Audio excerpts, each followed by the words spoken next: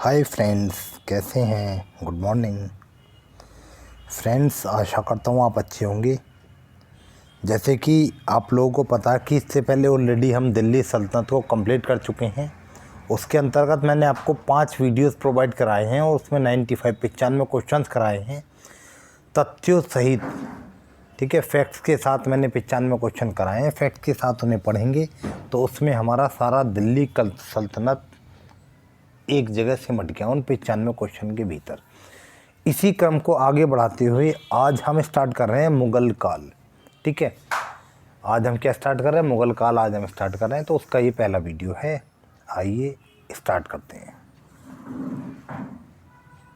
इसके अंतर्गत हमारा सबसे पहला क्वेश्चन है बेसिक, बिल्कुल। मुग़ल काल का संस्थापक कौन था?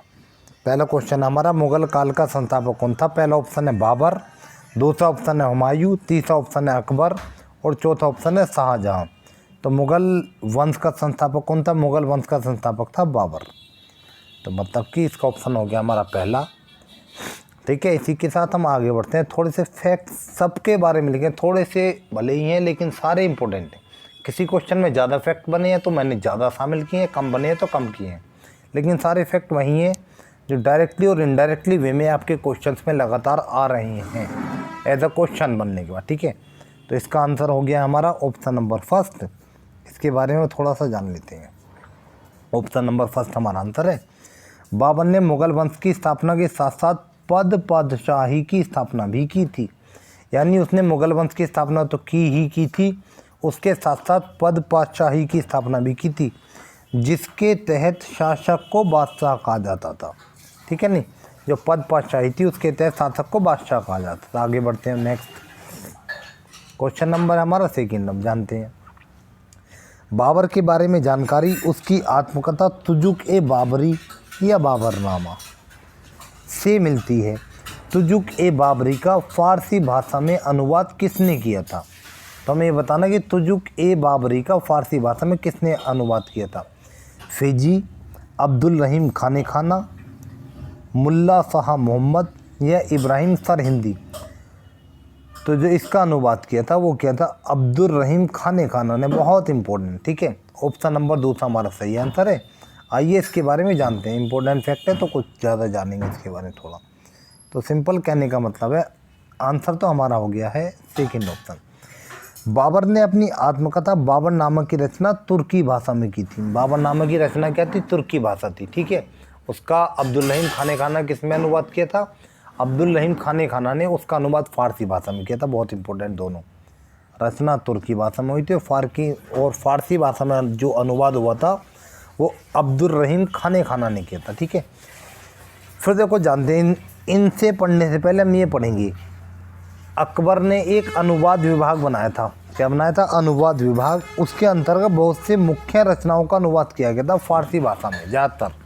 ठीक है, ये अनुवाद विभाग अकबर द्वारा मतलब कि ये जो सारे अनुवाद है ना जो हम ऊपर पढ़ेंगे अभी, तो पहले अनुवाद विभाग के बारे में जान लें। ये अनुवाद अकबर द्वारा स्थापित अनुवाद विभाग में किए गए थे। कौन से अनुवाद? जो ऊपर हैं, जैसे देखो उसी अनुवाद विभाग में फ़ैजी ने लीलावती का, मुल्ला शाह मोहम्मद ने राज तरंगणी का, इब्राहिम सरहिंदी ने अथर्ववेद का फ़ारसी भाषा में अनुवाद किया था। एक एक तथ्य बहुत इंपॉर्टेंट है। लीलावती का किसने किया? फ़ैजी ने। मुल्ला शाह मोहम्मद ने किसका किया? राज तरंगणी का। इब्राहिम सरहिंदी ने किसका किया? अथर्ववेद का। क्या किया? अनुवाद फ़ारसी भाषा में। ठीक है, इनके अतिरिक्त इसी विभाग में नकीब खां, अब्दुल कादिर बदायूनी तथा शेख सुल्तान ने रामायण एवं महाभारत का फ़ारसी भाषा में अनुवाद किया तथा महाभारत का नाम बदलकर रज्मनामा रखा था। रज्मनामा का अर्थ होता है युद्धों की पुस्तक। ठीक है, तो ये फैक्ट हमने जान लिए हैं। बाकी इसी के साथ अब हम आगे बढ़ते हैं। सारे बहुत ही मुख्य तथ्य हैं। ठीक है, नहीं। नेक्स्ट हमारा क्वेश्चन नंबर 3 क्या बोल रहा है? अकबर के पिता उमर शेख मिर्ज़ा कहाँ के शासक थे? पहला ऑप्शन है गजनी, खुरासान, बदख्शां या फरगना। तो हमें बताना है अकबर के पिता जो थे उमर शेख मिर्ज़ा, ये कहाँ के शासक थे? तो उमर शेख मिर्ज़ा ये फरगना के शासक थे। सिंपल। ठीक है, नहीं। आइए जानते हैं थोड़ा, मतलब कि आंसर हो गया हमारा ऑप्शन नंबर 4। बाबर उमर शेख मिर्जा का पुत्र था जो मध्य एशिया में फरगना नामक छोटे से राज्य के शासक थे। सिंपल। फिर देखो जो बाकी फैक्ट्स लिखे हुए ना, बाकी ऑप्शंस लिखे हुए, उनके बारे में भी अगर संभव होता तो मैं जानकारी रख देता हूँ। गजनी ऑप्शन में रखा तो जानते हैं। गजनी साम्राज्य की स्थापना 1932 ईस्वी में अल्पगीन नामक एक तुर्क सरदार ने की थी। ठीक है भाई। फिर खुरासान रखा है, खुरासान के बारे में जान लेते हैं। महमूद गजनी अपने पिता के काल में खुरासान का शासक था। ठीक है नहीं। फिर उसके बाद बदख्शां को शामिल किया गया, तो जान लेते हैं इसका क्या जिक्र होता है। गद्दी पर बैठने से पहले हुमायूं बदख्शां का सूबेदार था। जो भी ऑप्शन है उनके बारे में जो भी जानकारी होती है मैं सबको शामिल कर लेता हूँ। कुछ ऑप्शन तो ऐसे होते हैं जिनके बारे में कोई जानकारी नहीं होती है, तो वहाँ तो शामिल नहीं किया जाता। ठीक है। इसी के साथ जल्दी से हम आगे बढ़ते हैं without wasting any time. Next question, Babur ने किस युद्ध को जीतने के बाद गाजी की उपाधि धारण की थी? सिंपल। पानीपत का युद्ध, खानवा का युद्ध, चंदेरी का युद्ध या घाघरा का युद्ध? तो वह कौन सा युद्ध था जिसको जीतने के बाद बाबर ने गाजी की उपाधि धारण की थी? तो वह आपका युद्ध था खानवा का युद्ध। खानवा का युद्ध जीतने के बाद बाबर ने गाजी की उपाधि धारण की थी। कब लड़ा गया था, कैसे था, अपकमिंग क्वेश्चन में मैंने सब शामिल कर लिया। ठीक है नहीं। देखो इससे संबंधित और मुख्य तथ्य हमारे क्या बनते हैं, मतलब कि आंसर तो हो गया हमारा ऑप्शन नंबर 2। देखो बाबर ने 1507 ईस्वी में बादशाह की उपाधि धारण की थी। सिंपल।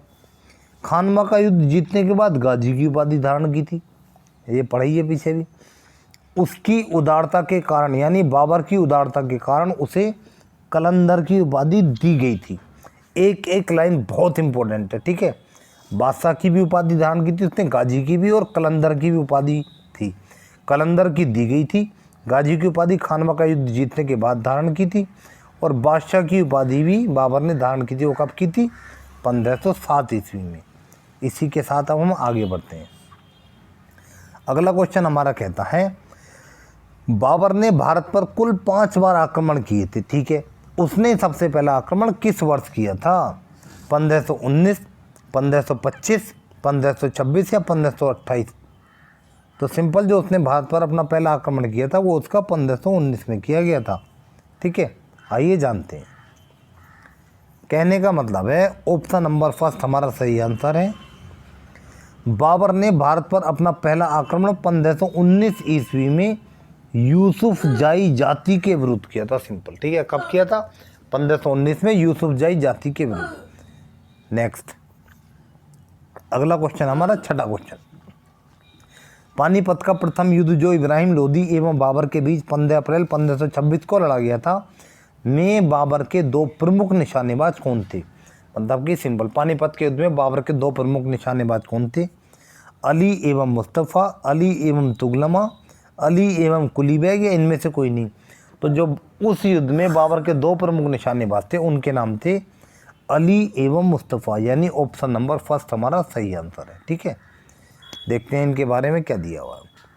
देखो ऑप्शन नंबर 1 हमारा सही आंसर है।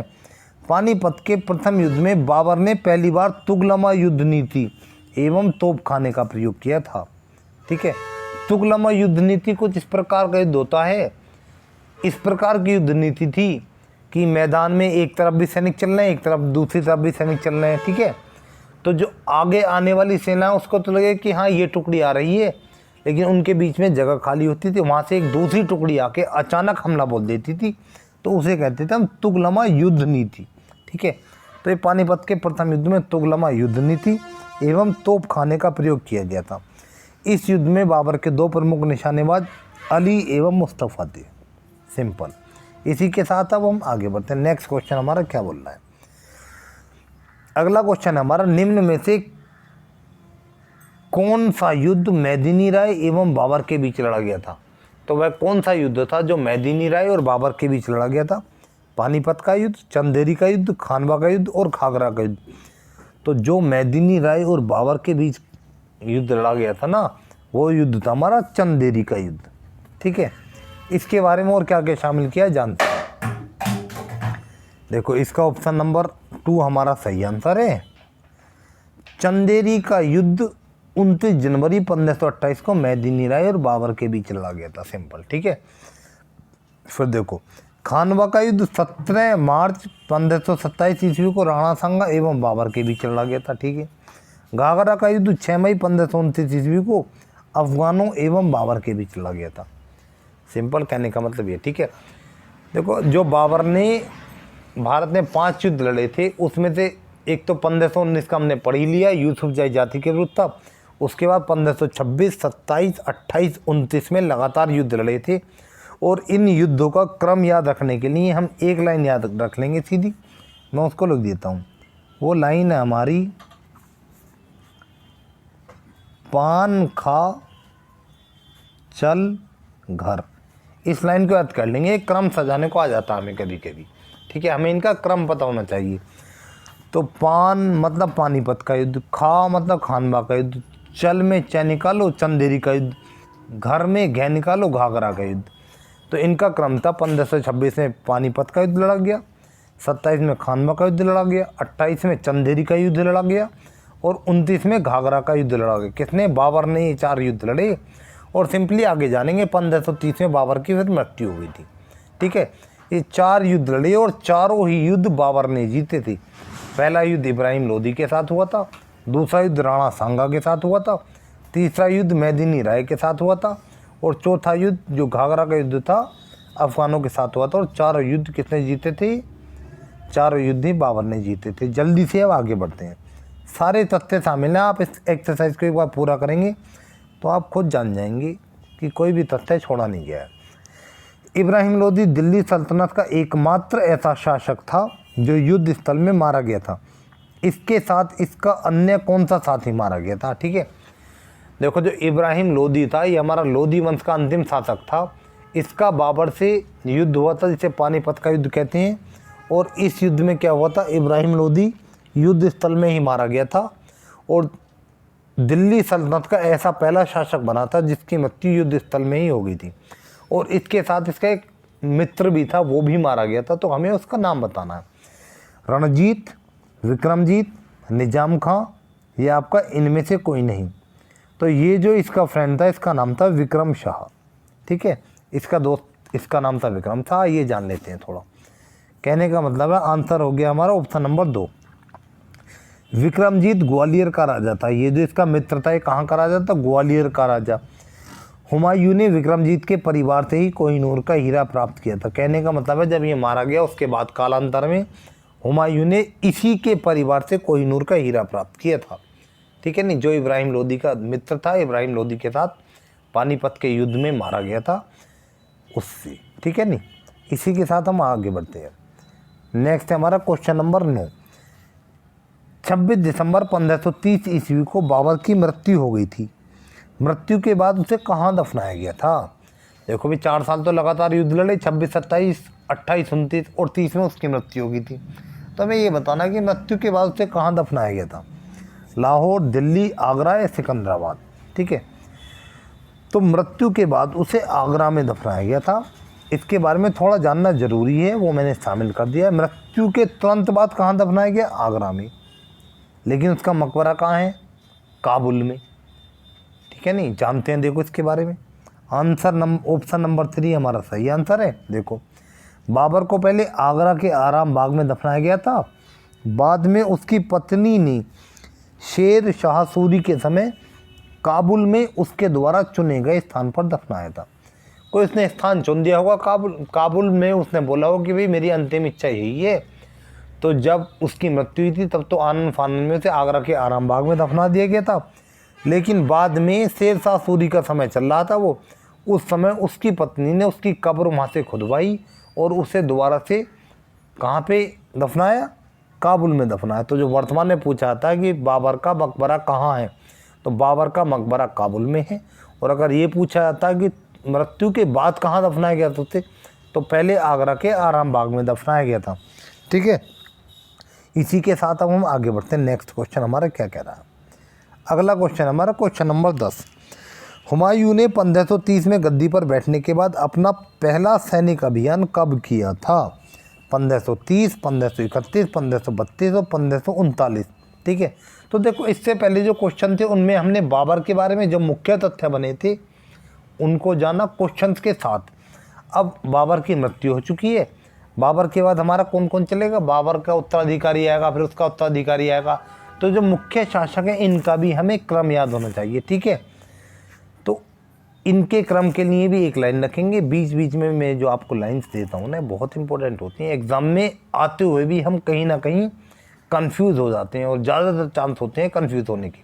तो इसलिए तथ्यों को कुछ इस तरीके से याद करना सही रहता है जो कि हम उन्हें एग्ज़ाम में रिकॉल कर लें, मेमोराइज कर लें, एकदम से ध्यान कर लें, ठीक है। तो इसके लिए भी एक लाइन लिख लेंगे आप, बाबर जी हुआ यूं कि अकबर जहां गिरा सारे जहां ने और रंग जेब से निकाल कर लगा दी, उसकी कोई ज़रूरत नहीं, ठीक है। तो देखो इसके लिए हमें क्या है, लाइन याद रखनी है, हमें याद रखना है। एक लाइन है, बाबर जी हुआ यूं कि अकबर जहां गिरा सारे जहां ने और रंग जेब से निकाल कर उसे लगा दिए। दोबारा रिपीट करता हूँ, बाबर जी हुआ यूं कि अकबर जहां गिरा सारे जहां ने और रंग जेब से निकाल कर उसे लगा दिए। तो देखो पहले थे बाबर, ठीक है नहीं, मुगल काल के संस्थापक ही थे, क्या नाम था इनका, बाबर। इनका उत्तराधिकारी हुआ हुमायूं। तो देखो जी साइलेंट है इसमें, हुमायूं से मतलब है हुमायूं, ठीक है। की साइलेंट है, फिर है अकबर, ठीक है। जहाँ से है जहांगीर, गिरा साइलेंट है, सारे जहाँ ने, सारे जहाँ यानी कि शाहजहाँ ने, और रंग से है, और रंग जेब से निकालकर, और रंग जेब यानी औरंगजेब, सिंपल, ठीक है नहीं। तो सबसे पहले बाबर, उनका उत्तराधिकारी हुमायूं हुआ, उनका उत्तराधिकारी अकबर हुआ, फिर शाहजहाँ हुआ, फिर अकबर हुआ, शाहजहाँ, बाबर जी हुमायूं की अकबर के बाद जहांगीर तो रह ही गया हमारा, जहांगीर हुआ, फिर शाहजहाँ हुआ, और फिर औरंगजेब हुआ। ये इनका क्रम है, बहुत इंपॉर्टेंट है, अक्सर पूछा जाता है, ठीक है नहीं। इसीलिए मैंने समझा कि इसकी ट्रिक दे दूँ तो आप बीच में आराम से रिकॉल कर लेंगे। बीच बीच में जहाँ संभव होता है मैं सारी ट्रिक्स प्रोवाइड करा रहा हूँ, कोई दिक्कत नहीं, मतलब याद होने से बहरहाल। तो जो बाबर का उत्तराधिकारी हुआ कौन हुआ, वो हुमायूं हुआ, ठीक है। बाबर का उत्तराधिकारी हुमायूं हुआ। आइए अब जान लेते हैं क्वेश्चन क्या पूछा है। हुमायूं ने देखो 1530 में बाबर की मृत्यु होगी। बाबर की मृत्यु के बाद गद्दी पे कौन बैठा, गद्दी पे बैठा हुमायूं, ठीक है। गद्दी पे हुमायूं बैठा, और हुमायूं ने गद्दी पर बैठने के बाद अपना पहला सैनिक अभियान कब किया था। तो जो 1530 में गद्दी पे बैठा था, 1530 में गद्दी पे बैठने के बाद 1531 में इसने अपना पहला सैनिक अभियान किया था। मतलब कि ऑप्शन नंबर 2 हमारा सही आंसर है। जान लेते हैं थोड़ा, देखो आंसर हो गया हमारा 2। हुमायूं ने अपना पहला सैनिक अभियान 1531 ईस्वी में कालिंजर के विरुद्ध किया था। उस समय कालिंजर का शासक प्रताप रुद्रदेव था, सिंपल। पहला सैनिक अभियान कब था, 1531 में, किसके विरुद्ध था, कालिंजर के विरुद्ध था। उस समय कालिंजर का शासक कौन था, वो था प्रताप रुद्रदेव। इसी के साथ जल्दी से अब हम नेक्स्ट क्वेश्चन बढ़ते हैं। अगला क्वेश्चन हमारा बोल रहा है, दोस्तों वीडियो भले से थोड़ी लंबी होती है लेकिन सारे तथ्य मैं आपको प्रोवाइड करा रहा हूँ, ठीक है नहीं। अगला क्वेश्चन है हमारा, हुमायूं के साथ गुजरात का वह शासक कौन था जिसने अपने प्रमुख तोपची रूबी खां की सहायता से एक अच्छा तोपखाना तैयार किया था, फिर भी हुमायूं से हार गया था, ठीक है। उसका एक तोपची था, उसका नाम था रूबी खां, उसकी सहायता से उसने एक बहुत अच्छा तोपखाना तैयार किया था, लेकिन हुमायूं ने उसे फिर भी हरा दिया था, सिंपल। वीर सिंह, कर्ण बघेल, बहादुर शाह या इनमें से कोई नहीं। तो उस शासक का नाम था बहादुर शाह, यानी ऑप्शन नंबर 3। ठीक है नहीं, आइए जानते हैं। सिंपल इसके बारे में कुछ जानना ही नहीं है, तो सिंपल कोई तथ्य यहाँ पे बनता ही नहीं है। उस शासक का नाम पूछा हमसे, तो उस शासक का नाम क्या था? उस शासक का नाम था बहादुर शाह, सिंपल। ठीक है नहीं, ऑप्शन नंबर सी या 3। आइए अब आगे बढ़ते हैं। नेक्स्ट क्वेश्चन हमारा क्या बोल रहा है? किस युद्ध को जीतने के बाद शेर खान ने शेरशाह सूरी की उपाधि धारण की थी? देखो, 1530 में बाबर की मृत्यु हो चुकी है। 1530 में मृत्यु होने के बाद गद्दी पर कौन बैठ गया? हुमायूं बैठ गया। फिर जो हुमायूं के पक्के प्रतिद्वंदी थे उसके, तो वो अफ़गान शासक थे, और उन अफ़गान शासकों में मुख्य रूप से शेर शाह सूरी था। ठीक है, इन दोनों में बहुत ही तगड़ा मतलब कि आपस में बैर थी एक दूसरे से। उसी बैर के चलते हुए इनमें बाद में युद्ध हुए। 1539 में हुआ, उसमें भी हुमायूं को शेरशाह सूरी ने हरा दिया, बहुत इंपॉर्टेंट था वो भी। फिर 1539 क्या 1540 में हुआ, उसने शेरशाह सूरी को पूरी तरह हरा दिया। और अब उसने यानी शेरशाह सूरी ने हुमायूं को पूरी तरह हरा दिया, और अब हुमायूं भारत छोड़ने के लिए मजबूर हो गया, और 1540 में वो भारत छोड़ देता। आइए जानते हैं इससे संबंधित क्या क्वेश्चन पूछा। किस युद्ध को जीतने के बाद शेर खान ने शेरशाह सूरी की उपाधि धारण की और स्वयं को सुल्तान घोषित किया? तो सिंपल, शेर खान कौन था? शेर खान ये एक अफगान शासक था। तो पहला इसका नाम था शेर खान, बाद में इसने अपना नाम रखा शेरशाह सूरी। तो किस युद्ध को जीतने के बाद रखा वो? सरहिंद का युद्ध, मच्छीवाड़ा का युद्ध, चौसा का युद्ध, या कन्नौज या बिलग्राम का युद्ध? तो इसने चौसा का युद्ध को जीतने के बाद अपना नाम शेरशाह सूरी रखा। और ये जो चौसा का युद्ध था ये 1539 ईस्वी में लड़ा गया था।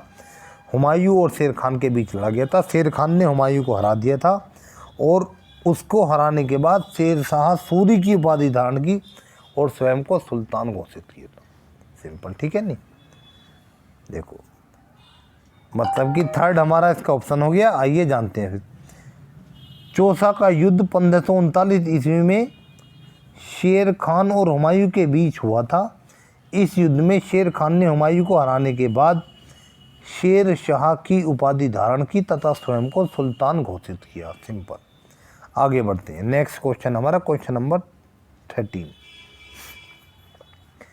किस युद्ध में शेर शाह सूरी ने हुमायूं को पूरी तरह हरा दिया, जिसके बाद हुमायूं को भारत छोड़ना पड़ा? चौसा का युद्ध, कन्नौज का युद्ध, खानवा का युद्ध, या चंदेरी का युद्ध? तो जिसमें पूरी तरह हराया था वो था कन्नौज का युद्ध।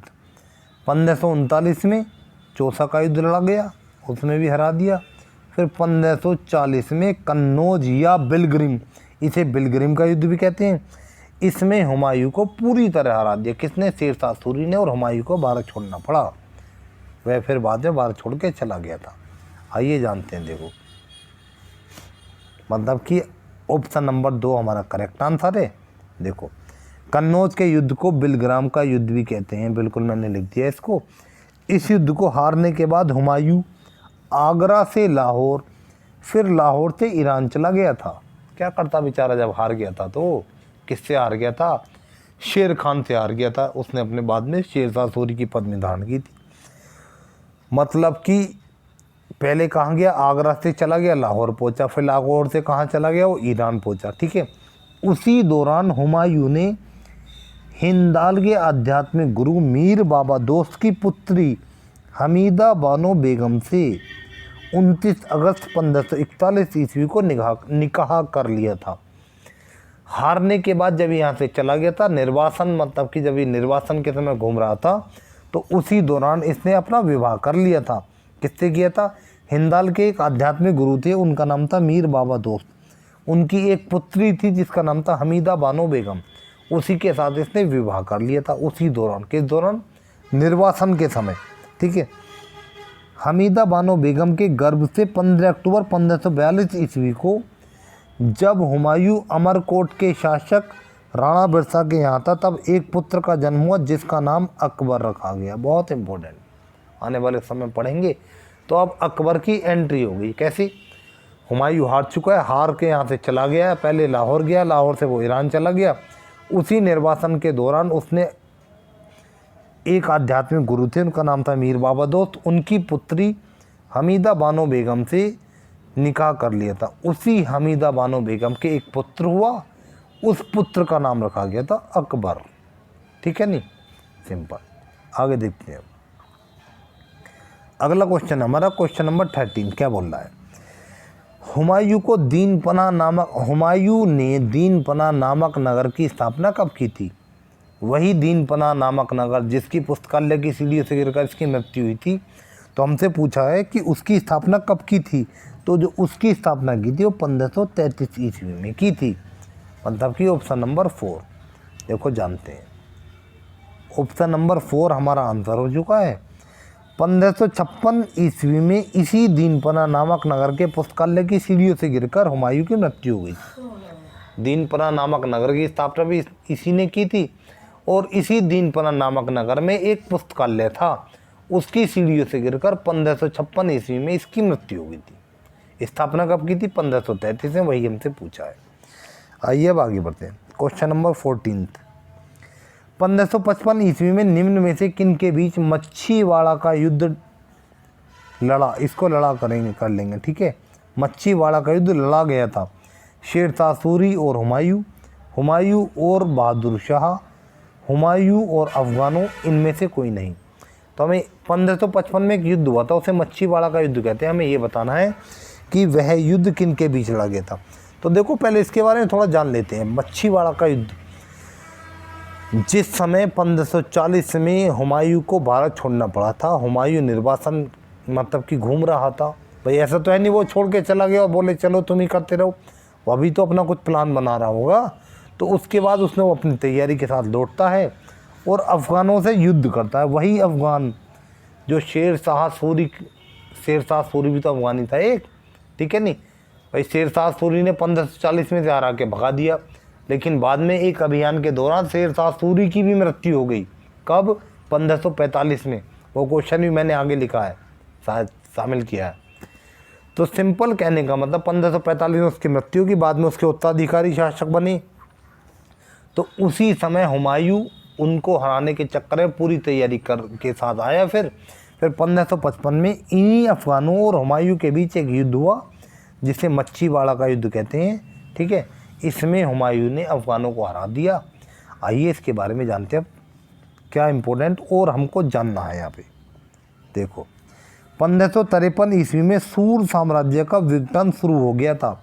वही सूर साम्राज्य शेर शाह सूरी वाला, ठीक है। 1554 ईस्वी में हुमायूं ने कालानौर पंजाब पर अधिकार कर लिया था। भाई वो तो अपनी तैयारी में लगा ही हुआ था। 1555 ईस्वी में हुमायूं ने मच्छीवाड़ा का युद्ध में अफ़गानों को हरा दिया, ठीक है। 1555 में फिर दूसरा युद्ध हुआ, भाई उसने अफ़गानों को हरा दिया था। फिर 1555 में ही दोबारा आक्रमण हो गया, दोबारा युद्ध हो गया, ठीक है। किसके बीच हुआ वो हुआ हुमायूं और सिकंदर सूरी भी वही अफ़गान, ठीक है। सरहिंद के युद्ध में हुमायूं ने सिकंदर सूरी को पूरी तरह से हरा दिया और मुग़ल साम्राज्य की पुनर्स्थापना की थी। सिंपल कहने का मतलब है जो मुग़ल साम्राज्य 1540 में खो चुका था, शेर शाह सूरी ने सूर वंश की स्थापना की थी। फिर 1545 में शेर शाह सूरी भी कालिंजर अभियान के दौरान मारा गया, उसके उत्तराधिकारी शासक बने। हुमायूं ने उनको फिर से हरा दिया और बाद में दिल्ली में मुग़ल साम्राज्य की पुनर्स्थापना की थी। तो जो हमारा देखो हमें यहाँ क्या क्या जानना है। सरहिंद का युद्ध 1555 में हुमायूं सिकंदर सूरी के बीच। 1555 में मच्छीवाड़ा का युद्ध था, वो भी हुमायूं और अफ़गानों के बीच लड़ा गया था, ठीक है। तो ये सारे बहुत ही मुख्य तथ्य हैं, ठीक है। आगे बढ़ते हैं इसी के साथ। अब अगला क्वेश्चन हमारा क्वेश्चन नंबर 15 क्या कह रहा, शेर शाह के पिता कहाँ के जमींदार थे। जो शेर शाह सूरी, वही शेर शाह सूरी, हमें बताना कि उसके पिता जो थे कहाँ के जमींदार थे। कन्नौज, लाहौर, सासाराम या इनमें से कोई नहीं। तो जो उसके पिता थे वे सासाराम के जमींदार थे, सिंपल, ठीक है। जानते हैं इनके बारे में मैंने और क्या लाइन शामिल की है, मतलब कि थर्ड ऑप्शन हमारा सही आंसर है। शेर शाह का जन्म 1472 ईस्वी में बजवाड़ा, जो ये होशियारपुर में पड़ता है, में हुआ था। इनके पिता हसन खां जौनपुर राज्य के अंतर्गत सासाराम के जमींदार थे। कहाँ के, जौनपुर राज्य के अंतर्गत एक स्थान पड़ता था, उसका नाम था सासाराम। इनके पिता वहाँ के जमींदार थे। क्या नाम था उनका? हसन खान। सिंपल, ठीक है नहीं। आगे बढ़ते हैं, फिर अगला क्वेश्चन हमारा क्या बोल रहा है। देखो अब शेर शाह की बात है तो बीच में शेर शाह सूरी का भी तो रहा था काल। 1540 से लेकर 1545 तक तो शेर शाह था, बाद में उसके उत्तराधिकारी हुए। मतलब कि 40 से लेकर 55 तक यहाँ पे सूरवंश ने अपना साम्राज्य था, सूरवंश का साम्राज्य, ठीक है। तो उसके बारे में इम्पोर्टेंट तथ्य मैंने शामिल कर लिए हैं। शेर को तलवार के एक ही बार से मार देने के बाद बिहार के किस शासक ने शेर शाह सूरी को शेर खान की उपाधि धारण की थी? सिंपल, कहने का मतलब ये है बिहार का वह कौन सा शासक था जिसने शेर शाह सूरी को शेर खान की उपाधि धारण की थी? उपाधि दी थी, सिंपल, धारण नहीं, उपाधि दी थी। देखो ये शेर खान जो था ये बहुत ही बहादुर व्यक्ति था। इसने एक बार शेर को एक ही तलवार का वार किया था और उसकी गर्दन काट दी थी। तो उससे खुश होकर बिहार के एक शासक थे, उनका नाम था मोहम्मद बहार खान लोहानी। उन्होंने इसे उपाधि दी थी। किसकी उपाधि दी थी? शेर खान की उपाधि दी थी। और वही हमसे पूछा है किसने दी थी? मोहम्मद बहार खान लोहानी। सिंपल, ठीक है नहीं। आइए जानते हैं, अब जानते क्या इसके, बस ये तो यहाँ तो यही पूछा है तो आंसर ऑप्शन नंबर 2 हमारा आंसर है। इससे अलग कोई इंपॉर्टेंट तथ्य इसके बारे में क्या बनेगा। और नेक्स्ट क्वेश्चन है हमारा क्वेश्चन नंबर 17। शेर शाह का उत्तराधिकारी उसका पुत्र था जिसका नाम था। सिंपल, मैंने अभी आपको बताया 1545 में कालिंजार अभियान के दौरान शेर शाह की मृत्यु हो गई थी। वो उक्का नामक एक अग्नास्त्र चला रहा था, ठीक है। तो उसमें विस्फोट हो गया था, तो उसी विस्फोट में उसकी मृत्यु हो गई थी। फिर बाद में जो उसका उत्तराधिकारी था उसका नाम क्या था, हमें ये बताना है। इस्माइल, हसन खान, इस्लाम खान या हसन लोहानी? इस्लाम शाह सूरी। इस्माइल, हसन खान, इस्लाम शाह या हसन लोहानी? तो जो इसका उत्तराधिकारी था उसका नाम था इस्लाम शाह। शेर शाह का उत्तराधिकारी इस्लाम शाह हुआ था। सिंपल, कहने का मतलब ये है, ठीक है। मतलब कि ऑप्शन नंबर 3। इसी के साथ हम अगले क्वेश्चन पे आते हैं अपना। क्या बोलता है, शेर शाह ने किस वर्ष पाटलिपुत्र को पटना नाम से पुनः स्थापित किया था? सिंपल, कहने का मतलब जो वर्तमान में बिहार का पटना है इसका प्राचीन नाम पाटलिपुत्र था। उस पाटलिपुत्र की स्थापना किसने की थी वो भी मैं आपको बताऊंगा। जो हमारा प्राचीन भारत का इतिहास पढ़ेंगे उसमें उसको शामिल किया गया, ठीक है नहीं। सिंपल, कोई दिक्कत। तो हमें यहाँ से पूछा उसी पाटलिपुत्र को पटना नाम से किसने पुनः स्थापित किया था, यानी पटना नाम उसका किसने नहीं, कब रखा था? शेर शाह ने उसी पाटलिपुत्र का पटना नाम कब रखा था, हमें ये बताना है। सिंपल, 1541, 1542, 43 या 44? तो जो पाटलिपुत्र की पटना नाम से पुनः स्थापना की थी शेर शाह ने, वो 1541 में की थी। सिंपल। इसी के साथ अब हम आगे बढ़ते हैं next question. Answer option number 1 हमारा आंसर हो गया। देखो ये शेर शाह जो था इसने भी भाई जब शासक था तो ये भी तो मुख्य कार्य करेंगे इसने भी, तो उनको भी मैंने शामिल किया। बाकी बीच बीच में जो इम्पोर्टेंट तथ्य हैं मिलते रहेंगे। शेर शाह ने 178 ग्रेन का खालिस्तान का रुपया तथा 380 ग्रेन का खालिस्तान का सिक्का चलाया था। तो जो 178 ग्रेन का था वो किसका था और जो 380 ग्रेन का था वो किस धातु का था, हमें ये बताना। तो सिंपल देखो 178 ग्रेन वाला जो था वो तो चांदी का था और जो 380 ग्रेन वाला था वो तांबे का था। तो सिंपल पहले चांदी फिर तांबा ऑप्शन में ढूंढ लो, तो पहला ही ऑप्शन हमारा रखा है। सिंपल, कहने का मतलब यह है शेर शाह ने 178 ग्रेन का चांदी का रुपया तथा 380 ग्रेन का तांबे का सिक्का चलाया था। मतलब कि जो 178 ग्रेन का था वो चांदी धातु और जो 380 ग्रेन का था वो तांबे धातु का बना हुआ था। सिंपल, हमें ये बताना। आगे बढ़ते हैं। ऑप्शन नंबर 1 हमारा इसका आंसर हो गया। जानते हैं फिर अगला क्वेश्चन हमारा क्या बोला। शेर शाह को किस मुगल शासक का पूर्वगामी कहा जाता था, कहा जाता है या था भी? सिंपल, कोई दिक्कत नहीं, ठीक है। जो शेर शाह सूरी था, सूरी वंश का संस्थापक अफगानी था, उसे किस मुगल शासक का पूर्वगामी कहा जाता है? हुमायूं, जहांगीर, शाहजहां या अकबर? तो उसे पूर्वगामी कहा जाता है और पूर्वगामी वैसे देखा जाए तो है भी, तो किसका है वो? अकबर का है। क्योंकि सिंपल भाई जब 1555 में पुनर्स्थापना कर दी गई थी उसके बाद हुमायूं ज़्यादा दिन तक नहीं जी पाया था। उसके अगले साल ही दीन पनाह में एक पुस्तकालय था, उसकी सीढ़ियों से वो गिर गया था, उसकी मृत्यु हो गई थी 1556 में। उसकी मृत्यु के बाद अकबर को शासक बनाया गया था। तो सिंपल अगर सही तरीके देखा जाए तो शेर शाह सूरी का जो शासन चल रहा था, शेर शाह सूरी की 1545, लेकिन जो अफगानियों का शासन चल रहा था उसके बाद तो अकबर ही आया वैसे। और वैसे भी ये कहा जाता है, इतिहासकारों की माने या जिसकी भी, कि जो शेर शाह सूरी था उसको अकबर का पूर्वगामी कहा जाता था, क्योंकि अकबर की तरह वह भी बहुत बहादुर था, उसने बहुत बहुत मुख्य कार्य पूरे किए थे। ठीक है, तो देखो इसका आंसर हमारा हो गया ऑप्शन नंबर 4। और है कुछ शामिल किया है? नहीं, और कुछ शामिल नहीं है, मतलब ऑप्शन नंबर 4 हमारा इसका सही आंसर है। इसी के साथ इस वीडियो में हमने मुगल काल को स्टार्ट किया है। मुगल काल के 20 क्वेश्चन तथ्यों के साथ मैंने दे दिए हैं। जो भी टॉपिक स्टार्ट होता है उसके पहला वीडियो जो होता है वो थोड़ा लेंदी इसलिए रहता है क्योंकि उस टॉपिक से रूबरू कराना होता है। जहाँ तक संभव होता मैंने रूबरू करा दिया है। मुगल काल थोड़ा बड़ा काल है, ये मुगल काल है, फिर उत्तर मुगल काल आएगा। तो इससे संबंधित जितने भी वीडियो बनेंगे, चाहे कितने बने, उससे मुझे मतलब नहीं है। ठीक है, पूरे तथ्यों को शामिल करना है, सभी तथ्यों को शामिल कर दिया जाएगा। अपकमिंग वीडियो के साथ मैं आपको जल्दी ही मिलूँगा। प्लीज़ चैनल को लाइक, सब्सक्राइब और शेयर करें। तब तक के लिए गुड बाय।